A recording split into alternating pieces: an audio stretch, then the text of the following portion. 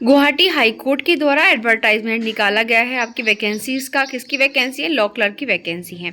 सबसे पहले तो आप लोगों को मैं स्वागत करती हूँ आपके अपने favourite platform study blog with Shivendra पर।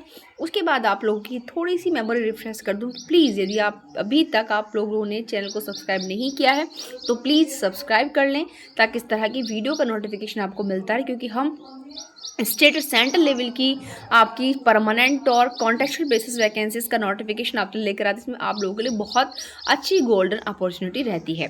तो यहाँ पर ये 6 मई को आपका जो डेटेड किया गया है, और इससे पहले भी आपका 18/3 को हुआ था। कैंसिलेशन हो गया था of the earlier advertisement dated 18 March को। The honourable Guwahati high court के द्वारा is please to issue this fresh advertisement, किसी इशू की वजह से लेकिन फिर से फ्रेश निकाला गया है। और यहाँ पर ये आपका online application are invited from eligible citizens of India as defined under Article 5 and 6 of the Constitution of India. The temporary engagement 3 post of law clerk। यहाँ पर कितनी वैकेंसी लॉ क्लर्क की? 3 वैकेंसी हैं। और आपका जो फिक्स्ड मंथली पे रहने वाला है वो 30,000 रहेगा पर मंथ, जो कि अच्छा है।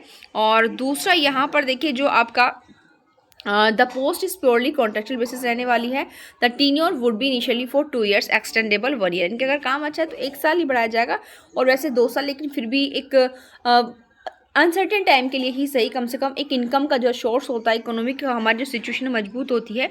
अब ये कुछ यहाँ पर महत्वपूर्ण तारीखें हैं, जैसे मैं फिर से बता दूं कि री इशू किया गया था, पहले कैंसिल कर दिया गया था, बट जिन्होंने पहले फॉर्म फिल कर लिया उन्हें ज़रूरत नहीं है, लेकिन कुछ जिन्होंने नहीं, जो रह गए थे, वो फिर से फिल कर सकते हैं। Online submission of online application start हो चुके हैं आपके 11 मई से स्टार्ट होंगे, 3 बजे से ध्यान रखिएगा। और लास्ट डेट रहने वाली आपकी 20 मई, यानी ज़्यादा दिन का टाइम नहीं दे रहे, शाम 5 बजे। और पेमेंट एप्लीकेशन आपकी रहने वाली 25 मई तक का टाइम दे रहे हैं, till bank transaction hour. Age limit कितनी है? तो अगर आप अनरिजर्व से हैं तो मैक्सिमम में 40 साल, और अगर ओबीसी और एमओबीसी से हैं तो आपका जो है 43, और आपका एसएसटी फिजिकल और इससे हैं तो अगर आपका तो 45 ईयर्स 45 साल, इस तरीके से रहने वाला है। उसके बाद आते हैं हम आपका इसेंशियल रूल्स पर, यानी कि जो रिलैक्सेशन है वो रूल्स के अकॉर्डिंग आपको दिया जाएगा। इसेंशियल क्वालिफिकेशन में क्या रहेगा? Candidate must be a graduate या पोस्ट ग्रेजुएट इन लॉ और doctorate in law from any recognised university in India. इनमें से कुछ भी हो सकता है, बट बात क्या है, आप एलएलबी भी हो सकते हैं, एलएलएम भी हो सकते हैं, डॉक्टरेट भी हो सकते हैं, पीएचडी भी हो सकते हैं, तीनों में से कुछ भी हो।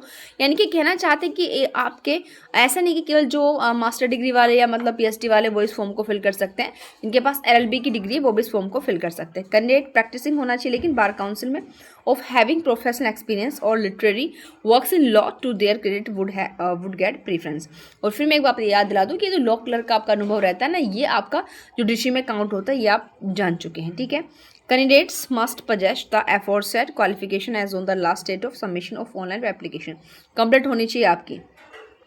सिलेक्शन प्रोसीजर क्या होगा? देखिए टेबल ए, स्टेज 1 में एग्जाम होगा बिल्कुल बाकायदा, रिटन एग्जामिनेशन, ऑब्जेक्टिव टाइप होना है, एमसीक्यू 120 नंबर का होगा, 2 घंटे का टाइम मिलेगा। और OMRC testing the proficiency in English, और इंग्लिश को प्रोफिशिएंसी दी जाएगी। जनरल नॉलेज के यहाँ पर इनके प्रोफिशिएंसी इन इंग्लिश 30 नंबर का आएगा, ठीक है।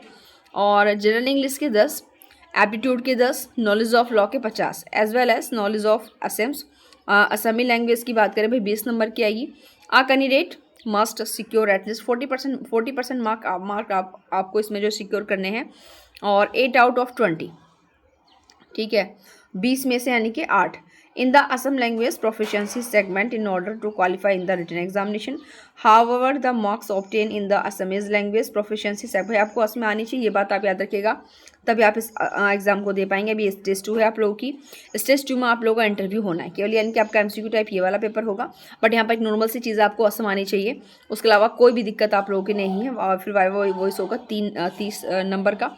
और यहाँ पर जो है candidates in the ratio of 1:3, यानी कि आपका कितने ले जाएंगे, 3 गुना ले जाएंगे। In order of merit in the written examination will be called to appear, यानी कि जो इंटरव्यू के लिए अपीयर होंगे वो 3 गुना, यानी कि जितनी वैकेंसी उनकी 3 गुना बच्चे जो यहाँ पर अपीयर होंगे। और merit in the written examination will be called to appear in the interview and verification of documents. जो मतलब प्री परीक्षा में जो क्वालिफाई होंगे रिटन वाले में, उनको इंटरव्यू के लिए बुलाया जाएगा, इतने कैंडिडेट्स को बुलाया जाएगा, और उनके डॉक्यूमेंट्स का वेरिफिकेशन, इनके इंटरव्यू होगा, फिर उसके बाद डॉक्यूमेंट्स का वेरिफिकेशन भी होगा। एक candidate must secure at least 60% marks, यानी कि एक बच्चे को जो है यहाँ पर अब टोटल में 60% मार्क्स सिक्योर करने हैं, यानी कि 18 आउट ऑफ 30, ठीक है, यानी कि 30 में से 18 marks in the interview in order to be considered qualify. ये सब चीज़ें आप याद रखिएगा। The final merit list shall be prepared on the basis of the total marks obtain by the candidates in the, यानी कि स्टेज फर्स्ट और interview के सारे मार्क्स जोड़कर ही आपका फाइनल जो है यहाँ पर होने वाला है।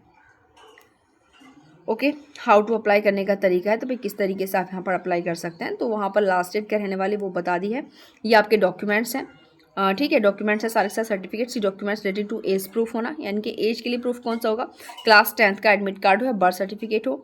Documents relating to requisite education qualification, जितने भी पास वाले आपके सारे, कास्ट सर्टिफिकेट इफ एप्लीकेबल, यानी कि अभी आपको लगाना है तो कास्ट सर्टिफिकेट भी यहाँ पर लगेगा।